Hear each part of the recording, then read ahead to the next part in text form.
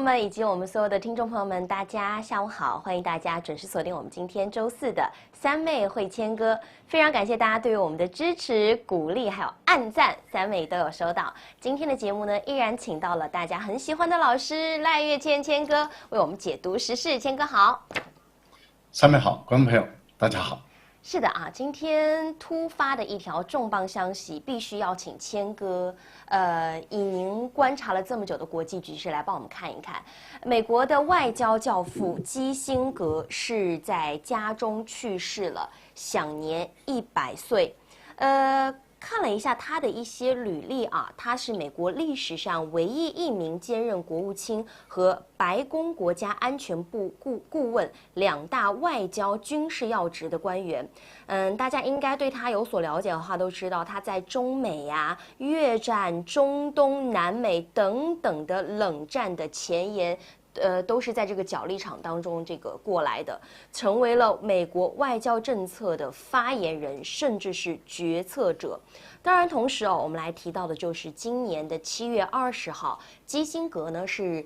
实现了他的最后一次访华，踏上了中国的土地。看到习近平主席呢，也是在钓鱼台国宾馆5号楼，当时会见了这个基辛格，有给他办这个百日宴啊。大家看到有松鹤，有大寿桃，寓意呢就是万古长青这样的一个意思了，寓意非常好。而且尤其是有一句话，我相信朋友们都记得很清楚。当时习近平主席讲说，中国人重情讲义，我们不会忘记老朋友，不会忘记你推动中美关系发展、增进中美两国人民友谊做出的历史性贡献。好，对此呢，想请教一下我们的谦哥了啊。就是其实我去看了一下，从2020年特朗普任内开始，他算是就正式把基辛格剔除掉了美国国防政策委员会的成员名单当中。于是从特朗普时代到拜登时代，其实我们一直有看到基辛格好像越来越作为政策的边缘者，或者是主流声音的一个边缘者了。您如何来看待？因为毕竟来说呢，当时7月份来的时候，大家都在想说，那么大岁数了，颤颤巍巍的杵着拐杖，一定要来中国这一趟，因为那个时候中美两国的军事沟通管道给关闭了。有人就说呢，是拜登私下的请他当了这样的一个说客。所以基辛格的离世，我们是不是可以预见到一个未来，中美之间算是又少了一个很重要的缓冲区和一张很重要的临时牌？基辛格的一个最重要的一个角色，他是努力的想要让美国人知道，中国到底在想什么，中国的整个国家的发展方向是什么。他并不是要去说服中国，他是要去让美国人了解，因为严格上来讲，他是对于中国最了解的一个最重要的一个美国当时的参与决策，或者是本身也是重大政策的一个制定者之一的基辛格，他一直努力的要去说服美国人，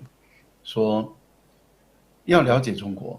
中国没有要称霸，中国只是要让自己富而强。而中国几千年来的历史，并不是走侵略主义，不是走扩张主义，不是走殖民主义。因为，我们想最明显的一个案例就是郑和下西洋的时候，明成祖中国的国力鼎盛的时候，中国明明白白的可以走殖民主义，但是中国没有这样走。那原因在哪里？那是中国的文化，中国深层的文化中，它的这个孕育出执政者跟整个国家的人民的意志，他没有要去对外扩张、侵略，然后建立地盘、建立势力范围，他只是努力的想方设法让自己过得好一点。那他慢慢的会往外成长，可是那个成长是自然发展中的，所以是经过很长远的历史上的一个发展过程，并不是用武力去征发占领更多的土地。但是过去美国的历任的总统听得进去，不管是从尼克森、卡特或一直到老布希他们都听得进去，其实连小布希、奥巴马也都还能够听得进去。可是特朗普这一位非建制派的这位商人，他跟他的幕僚听不进去。听不进去以后，他把中国人视为敌人。那他把中国人视为敌人，是因为他们对中国真的不了解。他们对中国不了解，然后他们却自认为了解。他们用了一个叫余茂春，他认为这是中国人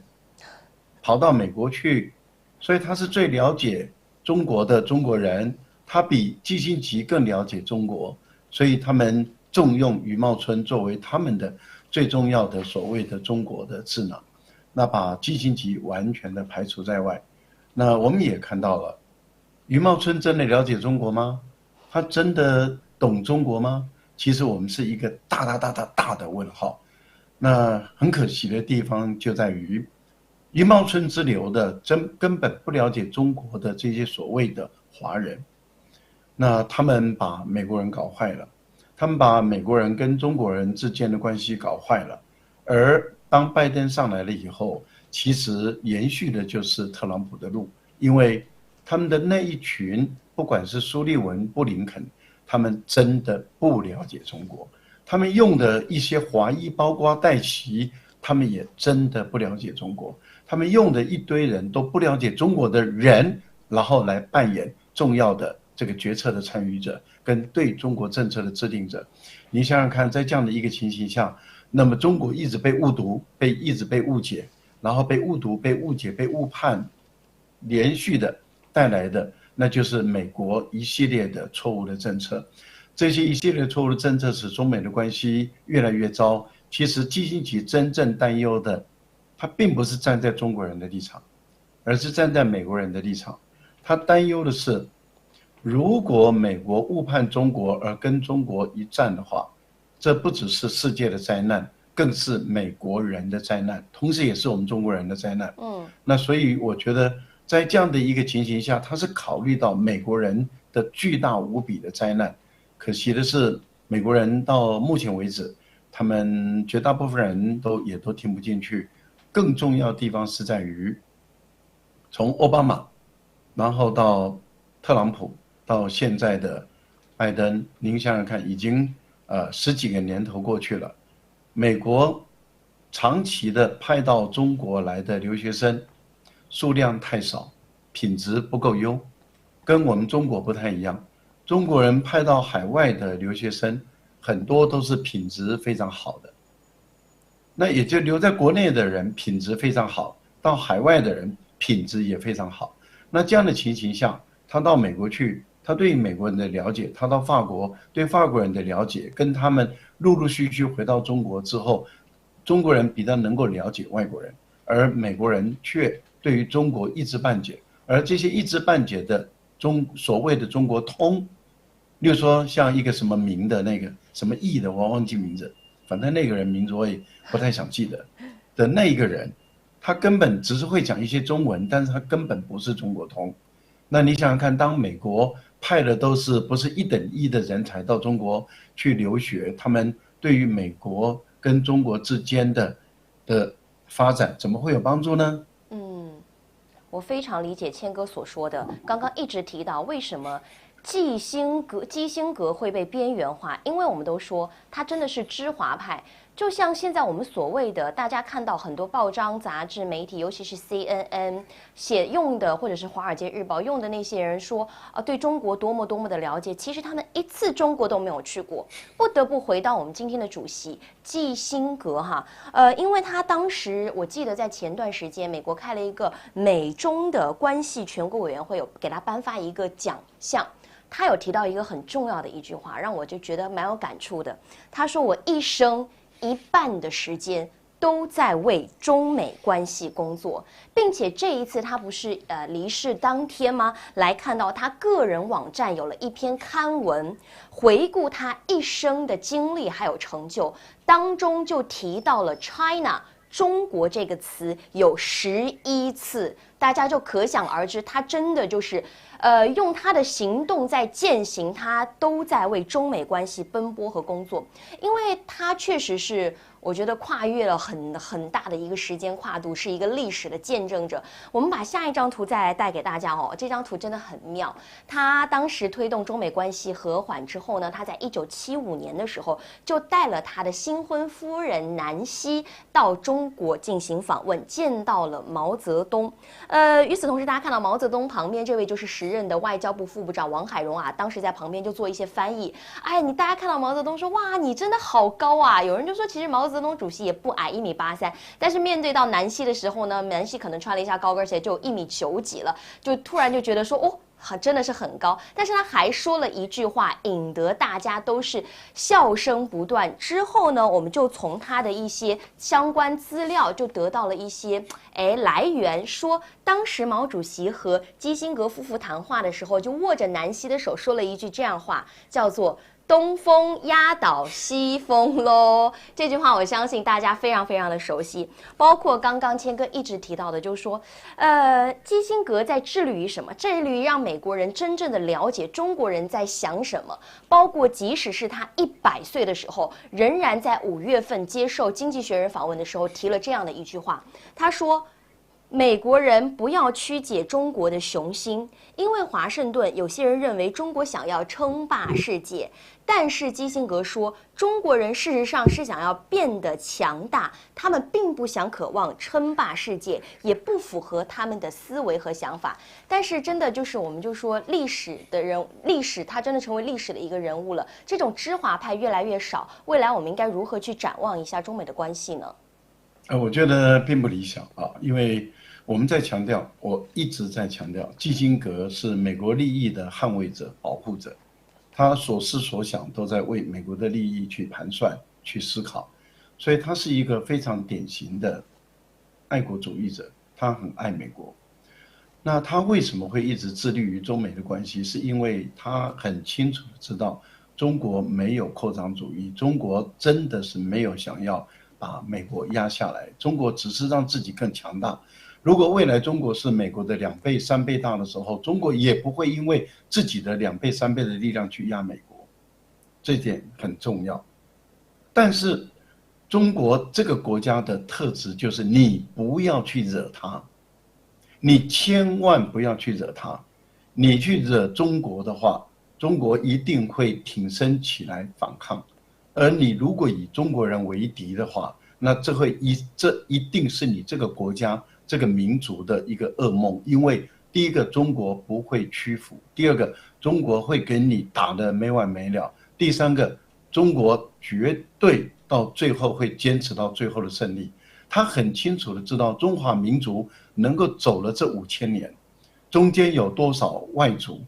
坦白说，我们从春秋战国时代，周边都是各个不同的民族，但是华夏民族，它基本上来讲，跟周边的不管是夷人、戎人各种各样的这些少数民族，就不断的在边界间有冲突。可是你可以从春秋战国的历史来看，中国很少是扩张的，但是中国在发展的过程中，慢慢的就透过文化的方法把他们改变了。例如说，原本的吴国。越国，特别是越国，也是因为被文化融入以后，成为中原体系的一部分。可它原来不是在中原体系内啊。那也就是说，中国人并不是用武力的方法。那可是问题就在于，你如果侵略他，你如果去攻击他，你如果把他当成敌人，中国人就被迫跟你做敌人。一旦成为中国人的敌人的时候，中国人的智慧就用在对于敌人的上面。所以我觉得他所思所想的都是美国人的利益。现在的情况是他过世了，没有再这样的一个基辛格了。以美国现在的政坛，美国的学术界没有第2个基辛格。不管学经济人对中国不了解，学军事人对中国不了解，学政治人对中国不了解，学文化人对中国也不了解。坦白说，美国是现在这个社会出现出来的是百行百业对中国真的是不了解。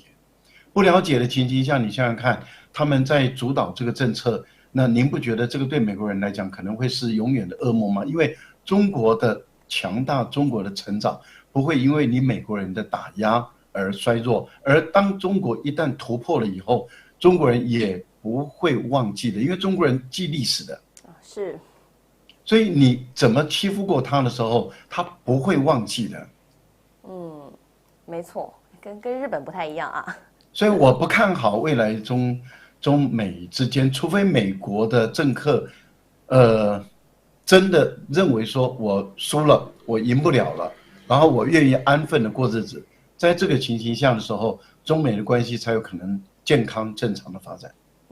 所以说今天我特别用了一个标题叫做习近平告别老朋友掰了美国，其实呢也是真正的告别了对美国政坛所有的一个幻想了，因为懂中国就是方方面面的政治、军事、经济的人，基本上就是都是成为历史性的一个人物了。但是现在我们所看到的就是可能用一下余茂春这种作为美国对华政策智库的智囊团的头脑，就让我觉得说你没有办法，你无法去想象中美之间未来的那个角力了。当然我们回过头来说到中美之间两大之间的就是不管是竞争也好啊，合作也好，离不开一个中心问题，那就是台海问题。因为呢，基辛格近年来也就台湾问题。那没办法，势必谈到中美之间的问题，肯定要谈到台海之间的问题。他也发出过一些声音，比如说2021年的时候呢 ，CNN 就对他有一个访问，他说他不认为中国在10年之内会以武力入侵台湾，但是绝对可能寻求削弱台湾的地位。大家记住，这是2021年的就是一个回答。今年开始，他接受《华尔街日报》的访问的时候呢，他用了一个无法解决来形容两岸的问题。他说除了交给时间外别无他途。所以说您想这个谦哥还是帮我们分析一下，从2021年他说以我现在这个年龄，我只能看到未来10年的时间是不会以武力犯台的，但是时间突然来到了2年之后的2023年，改成了他都没有办法，他都是一个未知的一个这样的一个思路。那您觉得是什么让他有一个这样的一个转变呢？我觉得是主要就是因为佩洛西来台湾，那美国已经跟日本确实开始搅局了。那在这个搅局的过程中，我们也看到美国是采用这种复合性的，就是我们中药里面就是复合汤方嘛，复合药方。那其实美国也是采用复合式的手段，他把台湾的问题那么要搅进来，然后同时他也在搅菲律宾的问题，可是他同时也在搅科技的问题，然后他同时也在拉他的同盟国来遏制中国的发展，又把澳大利亚也拉进来。没错，他采用的就是复合式的方法，那复合式的方法就使整个局面变得非常复杂。整个局面变得很复杂的时候，就变成一个东西就会带动另外一些东西，这样子全部都大混账卷进来。这个大混账一旦卷进来了以后，周边所有的国家几乎都被卷入这个漩涡里面，包括韩国、包括日本、菲律宾，甚至越南、美国、澳大利亚，全部都被卷到里面来，就成为一锅烂粥。在这个情形下的时候，那对于美国人来说的话，他的战略的已经越来越模糊，也越来越复杂，他自己本身也驾驭不了了。那他也驾驭不了的情形下的话，你想想看，台海的情况又加上有台独，然后又有两岸之间的这个统一的民族主义的感情在里面，就是民族的情感是一定要统一，那一定不能见容于台独这样的一个情形。所以中国大陆内部里面也有它的一定的压力。因此，决策者在制定决策的时候，他也一定承受着内部的压力，也承受着外部的压力。而中国的决策者知道，以目前中国大陆来说，他还没有办法完全的摆脱被外国人卡脖子的这个情况。虽然有很多领域已经突破了，也已经可以卡外国人的脖子了，但是问题就在于，还是有若干的领域是被外国人卡脖子。这个部分里面，对中国大陆来说，它需要时间去消化它。可是问题就在于，如果这些事情一旦爆发了一个偶发的状况的时候，那中国的时间就来不及了，来不及，他就被迫要去应战去处理。那一旦应战处理的时候，那周边的所有的东西都搅进来了。那我觉得这个就是基金已经越来越难预测了。我再强调，例如说我们要解决光刻机的问题，那 ASML 估计要5年。那例如说我们要解决半导体的问题，然后张忠谋说我们领先5年，但是我们也知道这个5年在缩短中，因为每隔1年时间越来越缩短。但是为什么会强调领先5年？就是因为根据艾斯莫的定理，它到1奈米之后几乎没办法再走下去了。所以对于这些半导体的先进制程的厂商来说，它几乎就在原步里面踏步了，然后变成小小的往前走一点点，那个意义不大了。而中国大陆是一直跟上来，可是这个对大陆来说，它需要时间的，它要在各个层面的科技不再被卡脖子，要时间。它在军力上，例如说我们的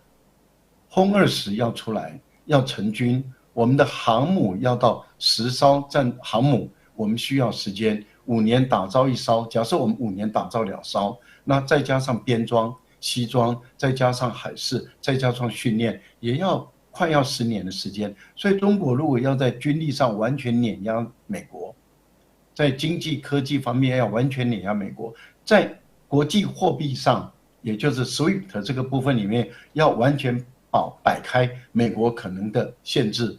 也就是中国自己发展出完全的电子支付货币，人民币的数位化，然后人民币跟国际货币的数位化，这个也需要5年、10年，甚至到20年的时间。所以对中国大陆来说，它一定要用和平的方法，让自己一直壮大到完全可以摆脱美国任何的制裁。当欧美的国家非但对中国制裁无效，而他们有可能会被中国制裁的时候，在这个时候处理台湾问题就轻松多了，容易多了。但是我就觉得谦哥是一个很理想的一个想法。美国可不是这样的，就不断的就是试探你，他就希望你都还在没有准备好的时候，我就踩你的底线，能够把你的存粮用的越多越好。是啊，所以当大陆的很多的民众就基于民族上的气氛，然后就武统台湾，武统台湾，武统台湾，然后这样子一种民族，然后要再加上被有一些人有心的煽动，然后再这样子，因为这有心的煽动包括外国人，包括大陆人，包括其他的人，就不断的在有心的煽动的情形下，那有一些人就群情激愤，到现在还是有人去骂我说，你说不武统台湾，我们怎么能够统一台湾？你赖教授你就是一个暗独派，就怎么骂。但是问题就是，那我要问的问题就在于说，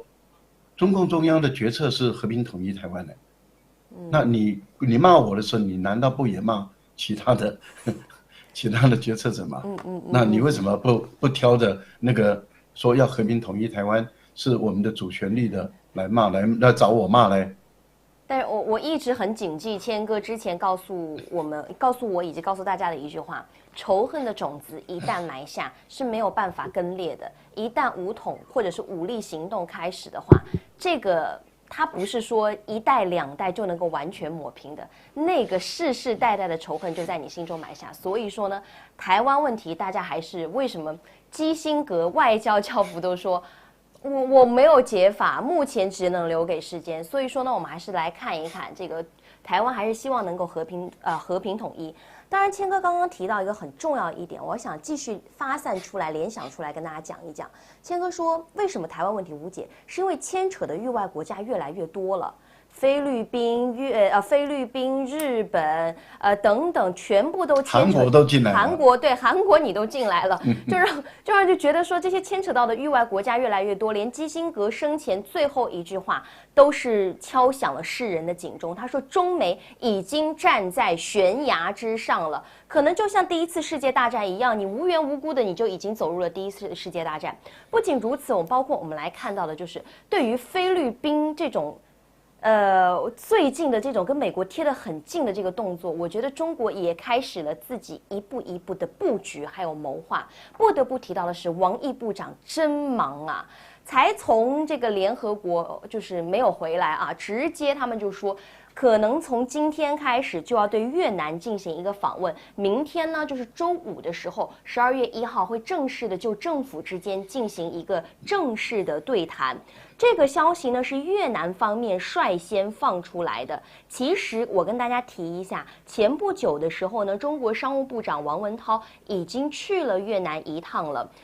当然除开提及了中越战略经济发展之外呢，重要的是范明政就是越南总理当着这个王文涛的面有强调一句话。中越两国是同志加兄弟的关系啊。对此，我想请教一下谦哥了啊。王毅外长这一次去越南，因为之前一直说习近平主席会在去 APEC 之前对于越南进行一个大规模的访问，酒店都订了800多间房。您觉得这一次王毅外长如果去了的话，算不算是在敲定更高级别的对谈？以及我们把这张图再放给大家看看，菲律宾小马可是真的是一头走到黑了。他在前2天有公开放话说，已经和越南、马来西亚等其他东南亚国家接触，希望把中国排除在外，制定我们自己的南海行为准则。哎，你看南海或者是我们说声索国那么多，他独独挑了这个越南以及马来西亚。所以说，您觉得这次王毅外长到越南去，是不是有一种敲打菲律宾的意思呢？先讲一下菲律宾，菲律宾本身算老几啊？菲律宾叫得动越南才怪呢，菲律宾能够影响马来西亚，那更怪。但是问题就在于，越南不也在利用菲律宾吗？越南的国防部部长不也跟菲律宾的国防部部长两边有商定，那么更加强在南海的军事警察的合作，而且说我们要承认这个伪国际法庭的伪仲裁的那个结果嘛，所以越南是在玩多面的手法。对越南来说的话，他用的是外交的词汇，说哎呀，中越两国是兄弟兼同志，我们也可以跟他说我们是兄弟兼同志，但是你该怎么布局，自己要继续做自己的布局。为什么？现在是越南有求于中国了，因为他面临困境了。不要忘了，他才刚刚最新的刚刚才把他跟日本拉到跟中国同一个档次，就是全面的战略伙伴关系。那所以日本就再度援助越南6艘这个巡逻舰，而且借给那个越南3.多亿美元。不要忘了，这个菲律宾的海军很大一部分是送到越南去训练，然后对不起，越南的海军很大一部分是送到日本去训练，日本也开放市场，让更多的越南的劳工到他们的国家去工作。所以事实上，越南一手跟菲律宾暗通款曲，另外一手又拉的日本拉高跟日本的档次，而且可以拿到不只是这个日本的所谓战后的补偿援助，还包括军事基础设施的援助在里面。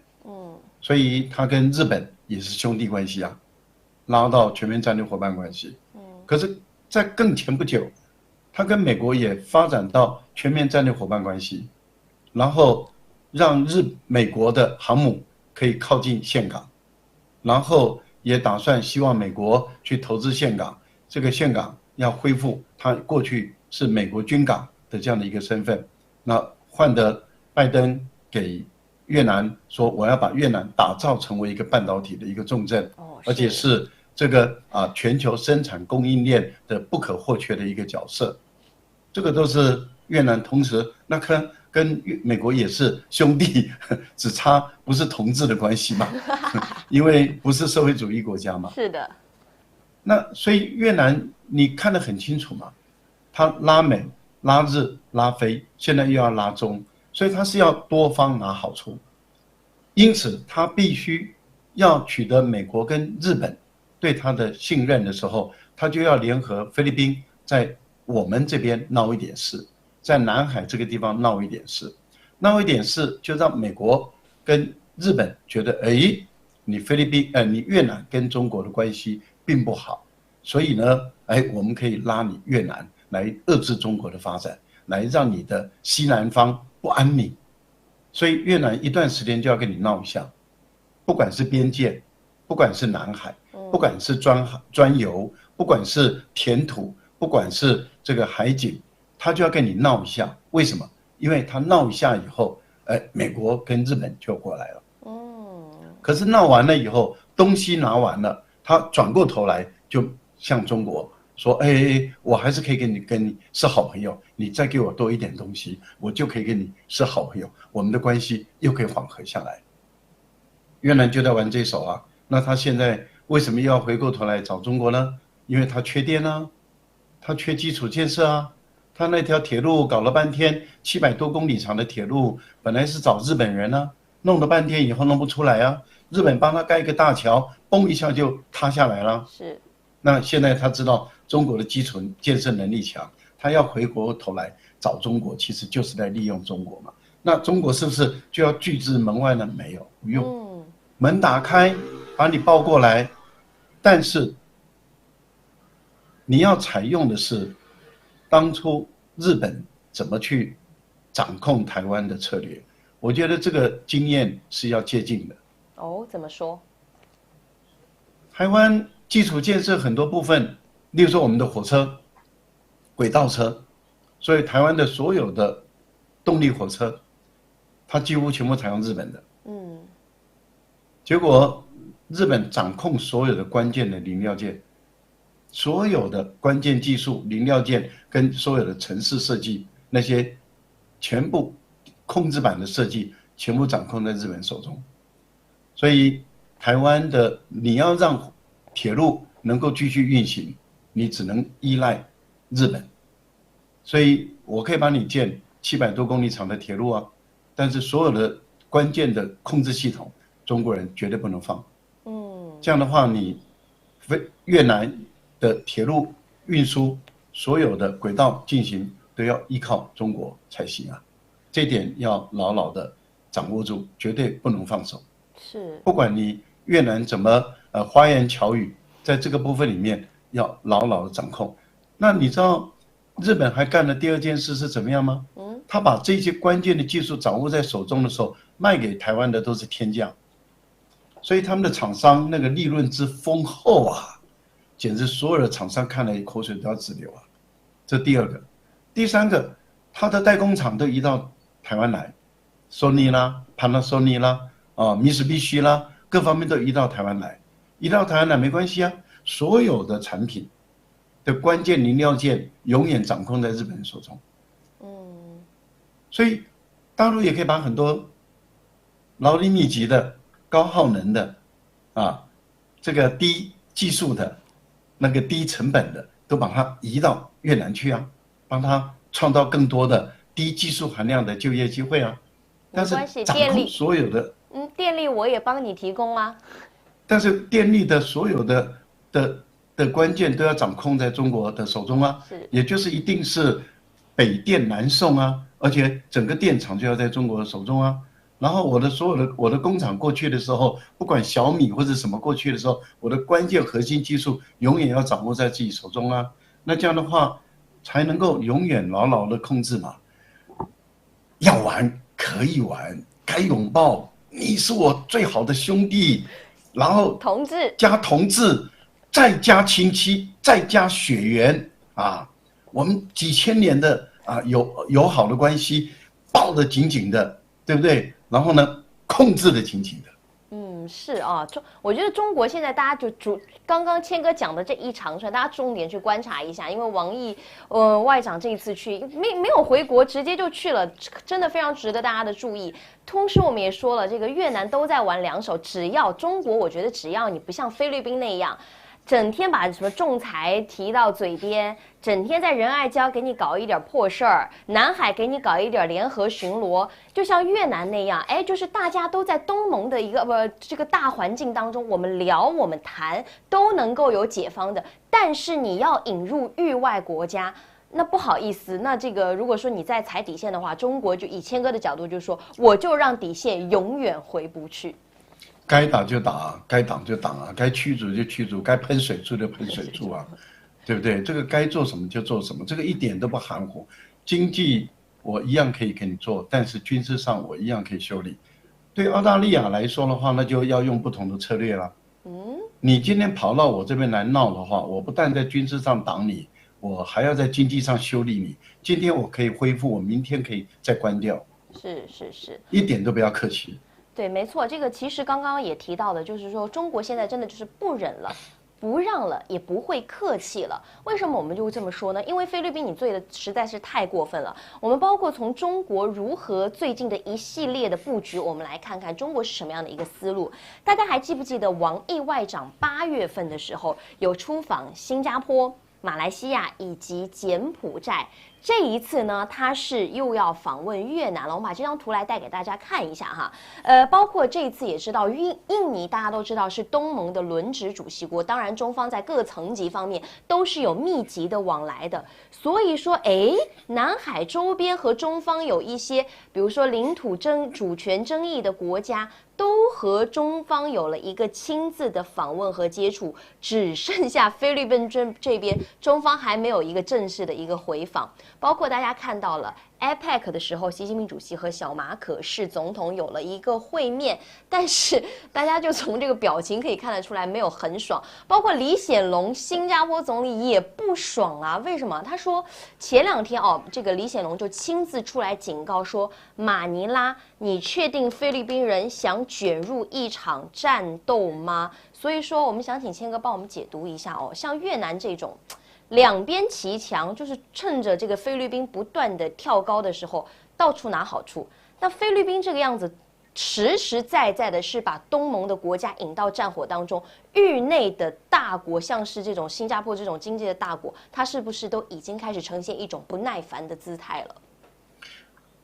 李显龙的这个话语，其实代表很多东盟国家的想法，因为脑袋清楚的人。他其实看得很明白，就是中国没有改变方式，没有改变方案，也就是从年初菲律宾成功的到中国访问，那双方继续往下走，那一直到今天，中国在黄岩岛没有吹填，在仁爱礁没有吹填，中国没有改变任何现状。可是怎么现状开始改变呢？所以我觉得主动方是在菲律宾，李显龙看得很清楚，就是菲律宾突然间开始闹起来了，那背后就是美国，背后澳大利亚，那当然日本也来了，韩国也来参一咖，所以小马可仕他以为他有多国联军的撑腰，美日韩澳等这些国家的撑腰。所以他越来越嚣张，然后他一直在拥抱国内的民族主义，所以我们也看到菲律宾内部里面，像杜特地已经开始发出警告了，也就是菲律宾的内部政局其实呈现不稳了。在这个情形下的时候，小马可仕更加的亲美，要拥抱另外一批亲美派，也就是当初阿基诺三世的那个党派。他要新组成另外一个亲美的派系来对抗这个杜特地的这种认为不应该跟美国走这么近的这个派系，这是在内部。那他在外部，他片面的改变了现状了以后，中国当然不可能因为有你美国在背后撑腰，中国大陆就胆怯了，就怂了，就往后退却了。这是领土的问题。中国已经有庄严的宣誓。别人的土地1寸我都不要，我们自己的土地1寸都不会让。在这样的一个前提下的时候，中国当然坚决的反制嘛。在这个反制的过程中，中菲的关系紧张就一直升高，一直升高的情形下，美国就一直加码。所以您看，在上个礼拜，先在北部举行联合军事演习，接着马上3天的海空联合巡演。一结束以后，澳大利亚就接棒了，马上就是菲律宾跟澳大利亚的联合海空巡逻。这个就代表什么？代表美国跟澳大利亚继续给菲律宾加码。那目的在哪里？目的就是他怕菲律宾退回去了，他要菲律宾一直往前冲。目前小马可仕是被美国跟澳大利亚一直推的往前冲，所以中国就警告澳大利亚，你小心哦，你要玩火吗？你要再度玩火吗？其实这已经对澳大利亚提出第1次的警告。如果澳大利亚的艾班尼斯还是不听，会提出第2次的警告。您也知道，我们中国人的文化是事不过三，第3次的警告的时候就出手段了。我觉得现在是艾班尼斯这个人的脑袋到底是长在哪里？我都不太了解他到底是长在脖子上，还是长在哪一个肥肉上面？是这个，谦哥刚好聊到这儿哈，我顺带问您一下，就是最近大家比较关注美国的鱼鹰的那个直升飞机坠落了，落在了日本的外海当中。刚刚您也提到了，美国巡演超级多啊，我去看了一下，从北美演到西太，从地中海演练到南海，从中东演到澳大利亚。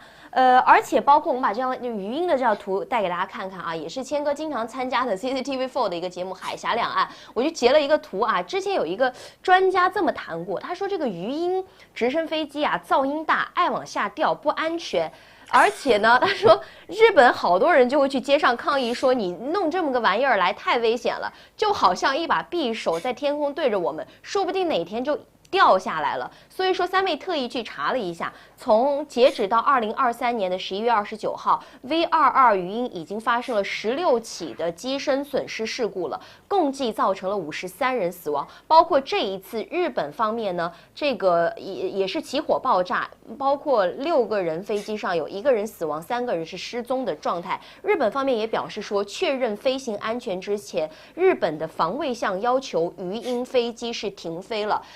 谦哥专业方面帮我们解读一下，鱼鹰这种飞机的设计是不是算是既先进又复杂，维护很难？现在美国又到处哪里都在军演，是不是我们未来可能会频繁的看到美国军机失事的这种事情？这种是烂飞机啊！美国的武器制造一堆烂东西啊，只是因为有很多人崇美，崇到啊，就是只要美国生产出来的东西都是好的。其实美国做一堆烂东西，以前做的坦克也够烂，在2战的时候，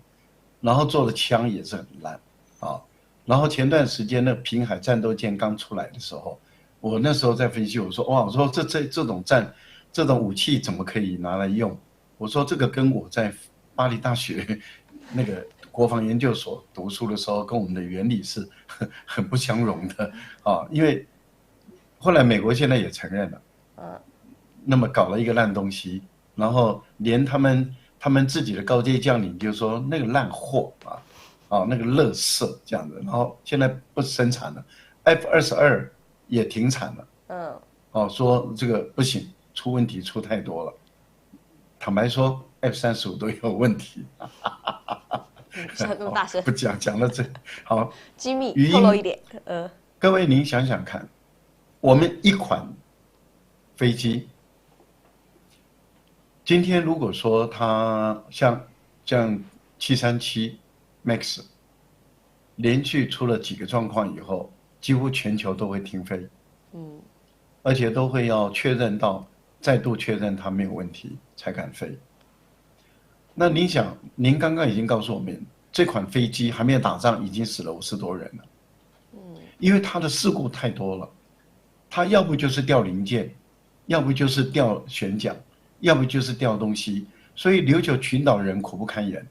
那这款战机基本上来讲，它的操作困难，失误率高。你想想看，对于飞行员来说，对于维修人员来说，它很不符合一个战争的需求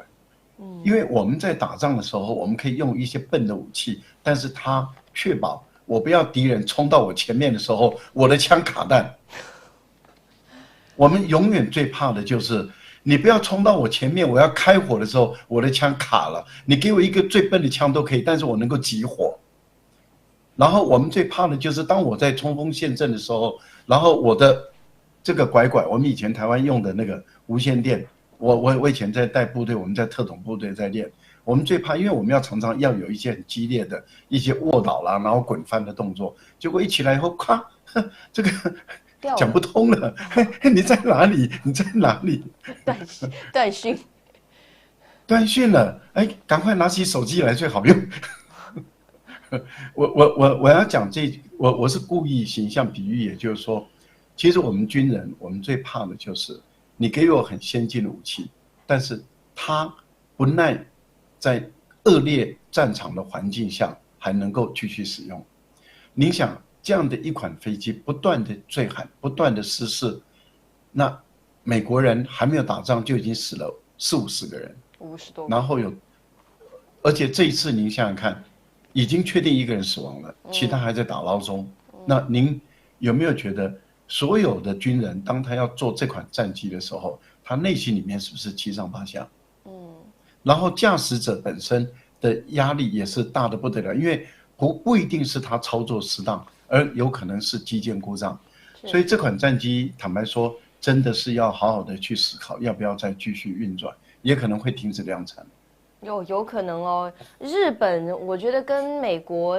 如此的称兄道弟的关系，结果日本防相直接都说现在停止飞鱼鹰了。这个是我上节目之前得到的一个最新消息，来带给大家。所以说大家还是在做观察吧。但是不过呢，就是从美国最近军演的动向来看，确实是有一些征兆的，因为包括不仅仅是这种武器战机，你想飞行员他自己也很累啊，可能夜间啊，然后可能长时间的演练啊，对飞行员来说可能也是一个很大的一个考验了。再加上现在美国处于那个军援青黄不接的时候，所以说事故率一定是很高的。当然，因为时间的关系，我们先念一下大家的 donate 哦。谢谢文轩的支持，他说美国的理性政客又少了一个。基辛格老先生的书《世界秩序和论中国》，我有买，推荐给大家看看，尤其是《论中国》，好像就是 Kissinger on Kissinger 吧，就是这本书，所以说大家也可以去看一看。小鱼辣椒说，一个戈尔巴乔夫的地图脑袋，一个基辛格的大鼻子，这是老早以前呢就在历史书上看到的画面，现在都陆续离世了。对，真的就是今天很唏嘘哦，因为前一段时间。而且好神奇，谦哥，您记不记得去年也是11月30号，也是一个周四，我们2个三妹会谦哥做了江泽民前主席离世的一个专题，结果今天又是11月30号，也是一个周四，然后这个就是这些都成为了历史人物了。好，云溪说今天三妹超棒，支持谦妹。他说赖老师比以前平和了，要保持好心情哦。比以前平和，我以前是愤青吗？云溪，你是从哪里得来的灵感啊？你在哪里不淡定吗？谦哥好像也还好吧。有的时候我在台湾讲到那个政党的时候，有时候会气起来。好，停住！今天流量不错，停住！今天流量不错，停住！没有，还有一件事是怎么样的？因为之前有很多人一直骂我，就是说因为我认为大陆现在来讲，这个和平统一还是主旋律了。武统不是那个大陆的决策者首要的思考的问题。那当时我提出这个主张的时候，就很多人一直骂我，然后有些人就做节目骂我是两面人，然后骂我是暗毒，骂我是什么，然后就叫他们的那个粉丝到我这边来攻击我、批评我等等的这样子。所以这些都被我一方面又被这个就是被绿营的那个追杀，二方面又被大陆的一些年轻人就这样子到我这边来，哇，那时候天天进我这边来骂嘞。没关系，做正义之士，再加上有晴姐的支持，哪能还被这些影响心情啊？而且我跟您讲，这真的我一点都没觉得啊，可能我身边都是像我妈、我爸那种，还有我外公那种老看海峡两岸的。觉得说我跟赖一茜做节目可牛了，觉得我孙女儿可牛了。加油！好，加油，一起加油！谢谢小鱼辣椒，他说菲律宾、越南、韩国都是小咖啦，菲律宾和韩国连100%的主权都不具备，背后都是美国。问题是对这些小不点国家喊打喊杀的很容易，一笑泯恩仇却不那么简单。我们最重要想的还是一个友善的周边环境，所以呢，嘴上发发牢骚就行了，处理身段还是要软一些，没办法。我觉得这个是一个非常有度量的一个观众朋友，我觉得他是一个胸怀大度的，而且很知道说跟周边的邻居保持好关系，因为他们影响不了中国啊。我觉得这个是一个非常好的一种战略了。那可不，就是跟邻居打好关系。小鱼辣椒是我们的忠实观众哎，每一集哦课都没有落下过哎。很棒。好，对，好，我们那个支付宝抖内的朋友，我们暂时先停一下，因为三妹还有很重要的这个新闻想要跟大家来分享，我们就之后再跟大家来念了。我们接下来来关注一下缅甸方面的一个局势了，好多朋友说一定让我们分析一下战场的这个局势啊。首先，第一条消息来带给大家是缅军，就是缅甸的这个军政府啊，正在进行持久的攻势。我们把这个图带给大家，包括有出动战斗机，从一些这个少数民族武装团体中夺回一些关键城镇的控制权。图中大家看到的就是他们在若开邦的很多个关键城镇都有开火，包括发射重型武器，而且昨天有说这个军政府的战斗机投下2枚炸弹，有引起大火，不得不逼的这些人跑到周边的村落去躲避。现在这张图大家看到的呢，是果敢同盟军最近的近况和战况了。据说果敢同盟军和德昂军有1个小时的突战，成功夺取了景地大桥这个战略重地哦。景地大家看到了，就是在这个地方，如果是连成一条线的话呢，刚好就是切断了这个军政府对于清水河这个老街地方的一个补给。因为不是说老街地方的总攻正在开始吗？现在果敢军采用的一个战术，网上就分析。从一些图片当中分析嘛，说他们是无人机吊炸，加上迫击炮取射以及重机枪平射来进行压制。而且他们就说，为什么要采取这样的一种方式呢？是因为缅甸的空军啊非常的拉垮，所以说呢，他们用这种无人机悬挂20多枚手雷炸弹的这种方式，采取凌晨攻击。专门打击缅军的交通壕和后方的宿营区，以及缅军暴露的这些迫击炮阵地是相当有效的。就战场上的一个情势，我们想请谦哥帮我们分析一下。因为有人就说，缅甸军政府接管之后呢，缅甸的军力大概有15万。当然，7万都是准备战斗的士兵，就是预备役。所以说，目前缅军方面临着多线作战，加上您如何去看待果敢同盟军这样的一个战法？现在呈现着一种什么样的一个局势呢？我们看待缅甸啊，我觉得我们的观众朋友，您回想一下我们在民国初年的时候的军阀的割据，也就是满清末年的时候，那个时候的军阀割据的情况。所以缅甸的中央政府由于它是政变，所以它的合法性、正当性是比较有问题的。在国际间它是被孤立的，在东盟它也不能够参加会议了。目前跟它还维持正常关系的就中国其他的国家它比较难交往因为它跟中国也接见所以跟中国的贸易大概有18亿美元左右陆地上的贸易。那这个中间有1/4，就25%是经过果敢，就是清水河镇这个地方。所以您知道，这条贸易线就变成一个很肥沃的现金流获得的一个重要的一个来源。那这个地区在过去是果敢军他们所掌控的一个区块。可是后来彭家声是被民养来，就是现在的军政府在很多年前的时候，那被他驱逐出去，因为他内部里面发生了叛变那有姓白的等等的，有一些人叛变了以后，彭家声就回到了中国。那应该不要讲回到中国，去到中国，然后后来在去年的时候过世了。他的儿子现在接了他爸爸的位置当这个民族同盟军的这个总司令。然后彭家声的其他的比较部属都事实上还效忠于彭家声，而不是效忠于叛变的那一些这个军事的一些领袖那所以他的儿子就能够掌控这样的一支军队。那您也知道，在这样的一支军队，这样的一个彭家声的部属叛变者里面有一个更小的一个小军阀，就是明家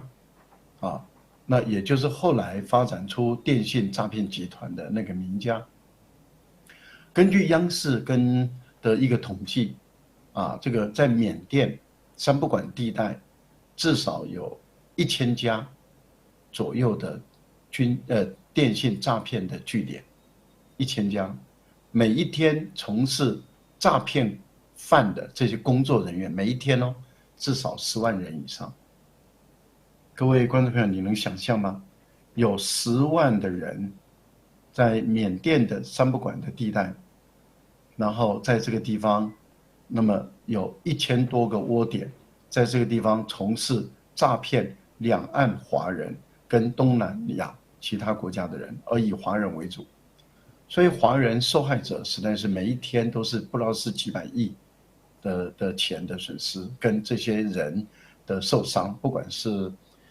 受到挫折，家里陷入困境，反正被诈骗犯诈骗的。那中国也有提醒，也有下最后的通牒，名家也不甩，他想说有缅甸他们的匹夫等等的啊，反正中国不干涉内政也不会进去。那到了忍无可忍的时候，你也知道那就不会再忍了，所以内部里面就有一些也看不下去的，像彭家声的小孩，他就带领了其他的武装组织就去扫荡了。那再加上缅军在这个时候，因为中国的公安部的部长也到了缅甸去，那跟缅军也有最后的沟通，然后最后这个缅军也支持这件事的时候，那他的这些势力就被瓦解了，这些诈骗犯就被移送到中国。那您也看到新闻，很大的一批，就31000多人被移送到口岸然后还有后面陆陆续续的有一些诈骗犯都被移送中国，然后中国大陆要进入审查，因为哪一些人看样是被胁迫的，哪一些人是主犯从犯要开始重新，这些人都是要处分的那这些诈骗犯全部都要处分。好，那我们要问的问题是在于说，由于清水河镇这是一个大肥水的一个水库，缅甸军方也想借这个机会把它掌控。那果敢军怎么可能让它掌控？那这个部分里面当然就爆发了冲突嘛。对。那一旦冲突外溢的时候，中国人怎么可能让你这个冲突外溢？所以解放军一定是南部战区在这个地方举行实弹军演，边境封控，就告诉你们，任何武装力量别想进入中国的边界。这个是一个保护中国的主权、领土完整，还有居民的完整的一个很重要的一个武力的宣示，而且有实力来打击。那当然，交战方就知道这个不能够越界了，那他们就只能够在他们的内部里面打。不过这一部分里面的问题其实比较容易处理，这个比较容易处理，比较难处理的是您刚刚谈的若开邦这个地方。若开邦这个地方就牵涉到罗兴亚人了。罗兴亚人其实他们早期他们就是孟加拉人，那他们是孟加拉人在英国殖民的时候，英国人就招募了一批孟加拉人，然后进入缅甸，对缅甸很多人进行屠村，所以缅甸人他们恨透这批人，这批人的后代就是今天的罗兴亚人，所以缅甸跟这批人就一直产生矛盾，在地方上居民也好，地方就产生矛盾。然后这批人他们也活不了孟加拉，因为孟加拉拒绝接受他们。然后这一次他们有一些海上难民跑到印尼，印尼佐科威就是说我没有能力，我也没有义务接待你们这一区罗兴亚人，就是以前的孟加拉的后裔。那所以他们就被困在那个地方，没有身份证。他们跟果敢人不一样，果敢人是缅甸人有身份证，但是罗兴亚人没有身份证。那中国现在就是警告英美人，就殖民地你们不要想介入，没错，别想借缅甸目前内乱的时候，你们的外国势力介入。好，然后搞得内部里面发生战争。对，刚好就是您讲到这儿，我顺带在最后问您一下哈，因为除了我们刚刚看到的，就是南部战区有实战演练之外呢，其实中国的三艘军舰有对缅甸进行一个友好访问，包括中国外交部特别回应了一句话，他叫任何挑拨中缅友好关系的行为都不能得逞，因为我们都知道缅甸仰光是在8天前的时候非常罕见的进行了反华的示威游行。因为我去看之前有一些分析说，中国什么时候会跨境出手呢？大约呢就是在中国发现有欧美势力介入，或者是首都就缅甸的首都有，比如说有一些就是西方派系开始扮演主导角色的时候呢，中国开始介入。那您觉得中国确实是有嗅到这样的一个气味喽？是的，因为我们刚强调了，当缅甸军政府政变完了以后，跟中国跟他们维持的是最正常的关系，所以美国的情报单位就在里面去煽动那些反对派来反华，把他们的怒气转移到华人身上，转移到中国身上。那中国的军舰到那个地方，一方面是告诉你美国，其实以美国为主啦，英国为辅了，英跟英歌上来讲就是这样的。美国跟英国的这些情报人员就要在这个地方搞颠覆、搞破坏，希望他们内乱内战，然后推翻他们的军政府。所以他们要借由这次若开邦跟果敢地区就三邦，他们这个地方内部的一个动乱，然后军政府目前很衰弱的时候，再拉的，因为果敢这个部分里面很有可能会跟翁山书记他们的派系也有一些建立一些关系，然后英美这些特工人员就认为机不可失，要借这个机会去推翻军政府，搞得缅甸内战，让英国、美国的势力重新回到缅甸。所以中国的军舰去的时候，其实也有警告欧美，你们别想到时候，尤其是你美国，别想到最后用军舰开进来，那么响应内部里面的那些内战，然后说要平定内战开进来。中国就是告诉你，你别想进来。是哦，谦哥这么一讲，大概就明白了。因为，在这个时候，军舰到这个缅甸，其意味大家不言而喻了。当然，就是大家说欧美媒体怎么那么安静，但是大家不知道的是，可能在缅甸内部早已经有一些这个亲西方的势力在做一些煽动了。不然的话，反华的报纸哪里来？反华的这些游行哪里来？好，当然今天非常感谢谦哥1个小时的重磅解读，辛苦啦！谢谢，希望谦哥每天好心情。谢谢各位，拜拜。好，拜拜，我们下周4再见。当然，最要感谢的是我们今天所有的粉丝朋友们，以及我们电视机前的朋友们，还有我们收音机前的朋友们对我们的大力支持，谢谢大家，大家辛苦了哦。的这个，如果是在看 YouTube 的朋友们，麻烦多帮三妹按赞，好不好？然后帮我们把链接分享出去。如果大家尚有余力的话，我们 TV28台大家都知道，我们有会员了，所以说呢，大家都能够加入到我们的大家庭当中，然后一起来看时事，一起来分析新闻，然后一起来参与国际话题的讨论。今天很感谢大家，大家辛苦了，我们就下周2的同一时间，三妹说亮话，不见不散，拜拜。好，非常感谢 YouTube 的朋友们。我每到周4，大家有没有觉得我特别喜悦？云溪我看到啦，我看到那个Angela 的刚刚在说了 ，Angela 刚刚跟我讲说，诶，有跟我讲说很喜欢我妈妈的这个衣服。我上节目之前，我偷偷的去看大家的聊天，好不好？我只是在潜水，没有说话而已。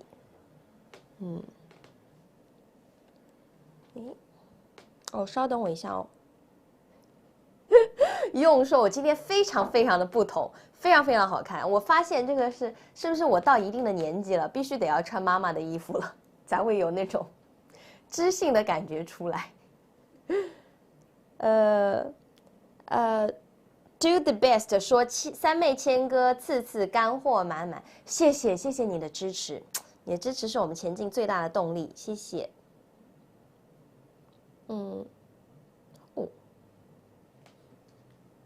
滨州舰已开往战场。谢谢百烂王哦，给百烂王比心，小兰给百烂王比个心啊！这个请大家离开的时候呢，多多帮我们按赞哈。好，让我看一下哈，稍等。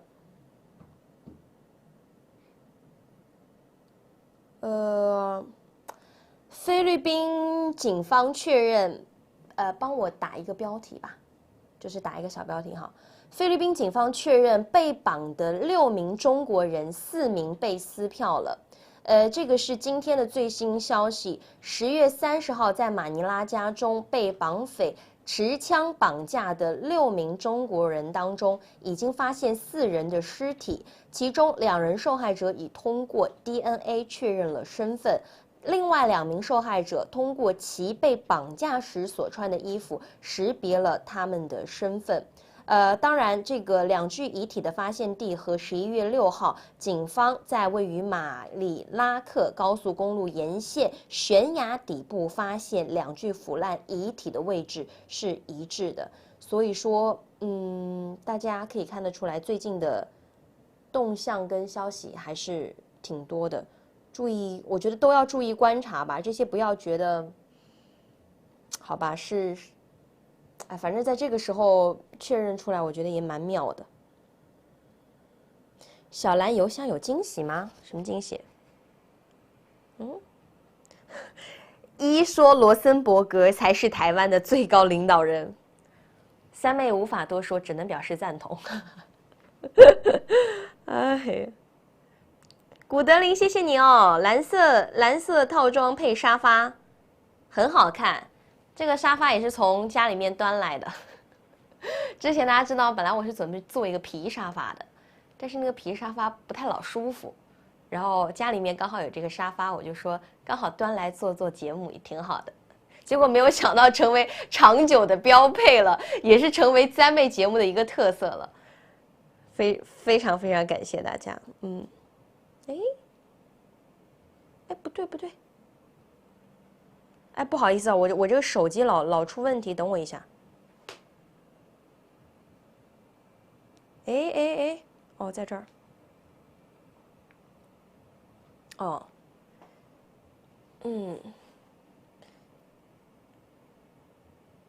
，OK， 好，又提供了资讯。今天抖内为什么会这么说？好的，三妹妈妈肯定身材也很好，能穿这么有型的衣服。Allen， 我要向大家展示一下，我这后面其实加了个夹子。我妈妈的衣服还是有一点点宽，然后我穿着有点往下掉，我觉得夹起来更精神一点，要夹起来好一点，是不是？所以说，不要相信任何表面当中大家看到的，好不好？所有你看到的都是精心设计过的。你看到的什么发丝儿啊，女明星的发丝儿啊，什么女明星红毯啊什么的，全部是精心设计过的。现实生活当中哈，大家都是很邋遢的样子。Gavin 张说手机老出问题，为啥不用华为呢？华为手机耐操，我主要是手机照相好看，华为照相也很好看，但这个手机照相征服了我就用这个手机。泽地翠给我们做了一些补充哦。2010年马尼拉爆发了挟持香港游客事件，对这个应该大家都知道，造成8名香港游客身亡。他有提到，就是说治安其实不是特别好，马尼拉市区周边有贫民窟，夜晚非常不安定。蔡建明这个不是从中国家拉过来的，是从新西兰的家拉过来的，这个椅子。那就从咱们成都家拉过来，海运，这个是不是做个节目投资有点太大了？哎呀 ，Angela 的，哎呦，我立马给你截图，我跟你说 ，Angela 的，我妈最爱你。你知道我在成都的时候，我也跟我，就是每次你讲话的时候，我妈就说，因为我妈不会英文嘛，我就跟她说 ，Angel 是天使的意思，我妈就说天使果然都是说天使的语言呢。夹乐，夹着，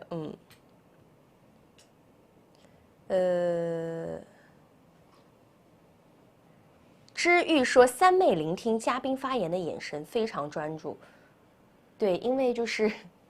知识不够，所以说需要非常专注的听，然后听到哪一些自己不懂的，赶快把笔记记下来，然后赶快就是不是放学，是那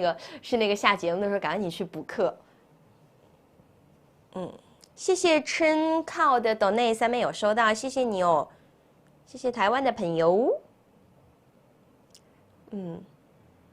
阿姨知不知道有你云溪？当然知道啦，因为我跟我妈是那种无话不谈的，就工作上的事儿、生活上的事儿，所有我发生的事情都会跟我妈妈分享。就比如说，我妈那天还问我呢，隔老大远在成都问我，最近流量怎么样啊？流量好些了吗？哎呀，反正就特逗，Angela 说：“你看吧，我就说我就是丈母娘杀手，给你点个赞。”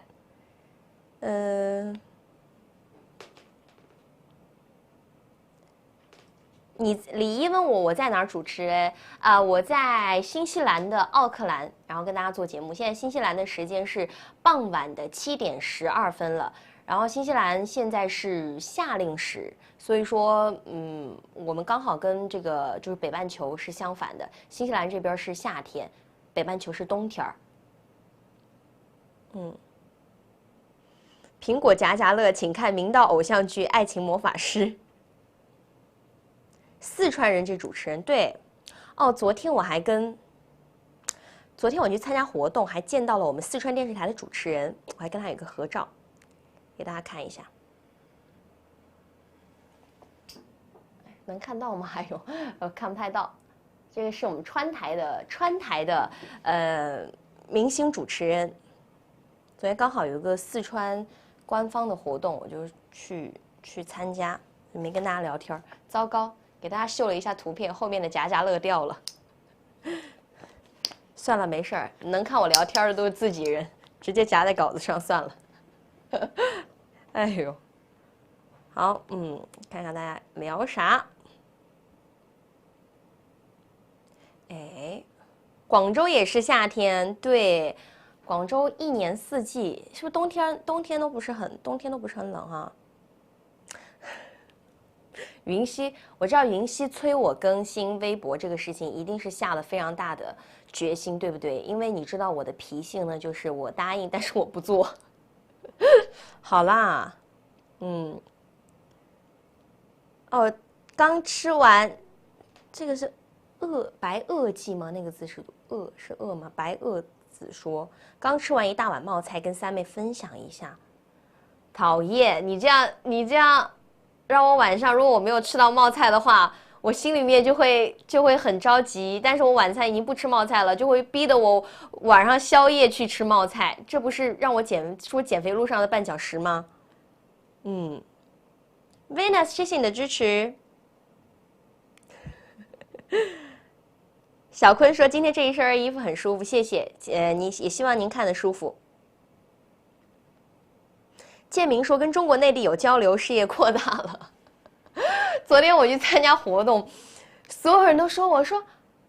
你是不是那个说亮话？”我说：“啊，是。”他说：“你本人怎么那么瘦啊？”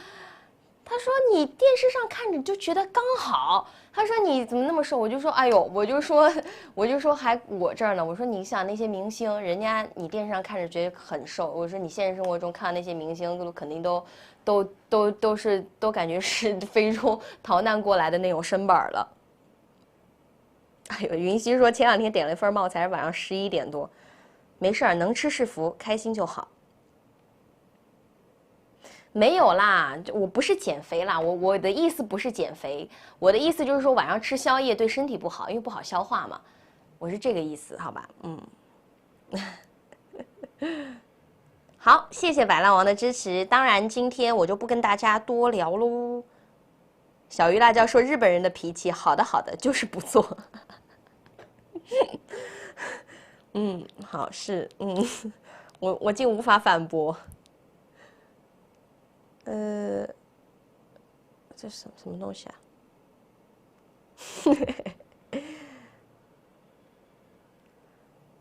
好，今天这个感谢大家的支持哈，然后这个麻烦大家多多先帮我们按赞，然后这个连接分享出去。周末的时候支持三妹会谦哥的精华版，然后我们会就是剪辑的很好，然后挑一些重磅的话题，也请大家除了直播之外，也要支持我们频道的各个节目，然后各个这个精彩的新闻片段，辛苦大家了。提前祝大家周末愉快，三妹吃冒菜去喽，拜拜。